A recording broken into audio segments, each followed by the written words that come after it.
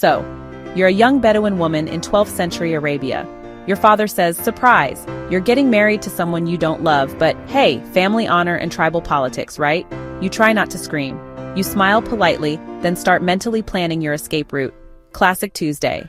Damn, we're in a tight spot. But wait, it gets better.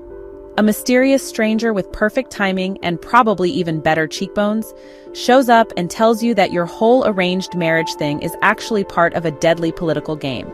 Oh, and your dad? Not the stand-up guy you thought he was. Your uncle? Worse? And your cousin? Let's just say, Thanksgiving dinners are awkward. This is the world of The Sand Daughter, a historical fiction novel set during the time of the Crusades, 1186 AD to be exact. When the Islamic world was fractured, the Franks had captured the Holy Land, and a man named Saladin was trying to pull the region back together with sheer grit and diplomacy. Amidst all this political chaos is Khalidah, our heroine, a nobody in the eyes of her tribe, caught between cultures, family betrayal, and the power games of men in robes. Her father wants to marry her off like a pawn in a chess game, but she's no pawn. When she learns the truth, that she's being used as bait in a tribal conspiracy involving her own family and the Knights Templar, she does the only logical thing. She runs. With a guy she barely knows. Risky? Absolutely. But staying means certain death. And let's be honest, the guy's name is Sulayman, and he has that mysterious protector vibe, so yes, totally worth the risk. Fred, I never realized what a virile, strong hunk of man you are. I'm yours. Together, they journey across hostile terrain, dodging death, and discovering a desire that neither of them can fully explain. But Khalidah's story isn't just about falling in love, though there's tension. Believe me. The real twist? She's part Jinn. Yes, those Jinn, not the lamp kind, but a real Afghan warrior tribe, led by her maternal grandfather, Torgul Khan. Her mother was one of them, and now Khalidah is being trained to become one herself. She goes from almost bride to full-blown warrior princess, from pawn to player. She finds friendship, real, genuine female friendships for the first time. She finds family, and she begins to question everything she's ever known about faith, loyalty, and what it means to belong.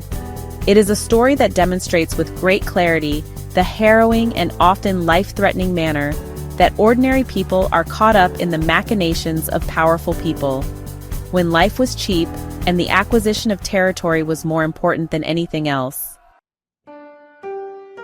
The story isn't just Khalidah's. We also meet Bilal, a young Bedouin whose tender, poignant relationship with Saladin's youngest son, Salim, becomes a defining part of his journey. It's these little threads of connection between lovers, friends, family that make the book so deeply human. There's betrayal, there's greed, there are secrets and histories and blood-soaked battlefields, and through it all, Bryant never lets us forget that faith, when twisted by power, can do more damage than any sword. Convictions based in one's personal faith can form the foundation of foolish decisions that not only change one's own life journey, but bring an end to lives, families, societies, and cultures. The book, The Sand Daughter by Sarah Bryant. This is what historical fiction should be. It doesn't just add fictional characters into a historical setting. It breathes life into forgotten worlds. It makes you feel the stakes, the dust, the heartbreak, the confusion of living through war and identity crises and forbidden love. Bryant gives us complex characters: Khalidah, navigating her dual heritage and destiny; Sulayman, driven to protect and unravel the truth; Bilal and Salim, showing us that love in any form can shape a life; Torgul Khan, a warrior grandfather with vision; and so many others, each driven by their worldviews, fears, and desires. And yes, even the villains are layered. These aren't mustache-twirling caricatures. They are men trapped by custom, by ambition, and sometimes by cowardice. Bryant has developed her characters so well that one becomes emotionally involved at some level with all of them. It is a story of old traditions and growing up, political greed, and its ultimate destructiveness. This is one of those rare books you can return to again and again. The kind that keeps revealing new layers every time you reread it. The kind that teaches you, challenges you, and sometimes breaks your heart. For me, The Sand Daughter is not just historical fiction. It's emotional archaeology. You go in looking for a story, and you come out having discovered something about yourself. Wait, how you know that? Sarah Bryant, for those unfamiliar, is an American writer with a background in medieval and Middle Eastern history.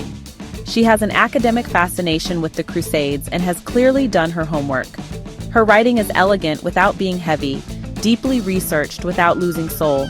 She has also written under the name Sarah Woodbury. If you love epic historical fiction, strong female leads, forbidden love, and morally complex characters, The Sand Daughter deserves a spot on your shelf. I'll leave a link for you to get a copy in the description. Thanks for watching. If you've read the book, or if it's going on your TBR, let's talk in the comments. Until next time, keep reading and keep discovering.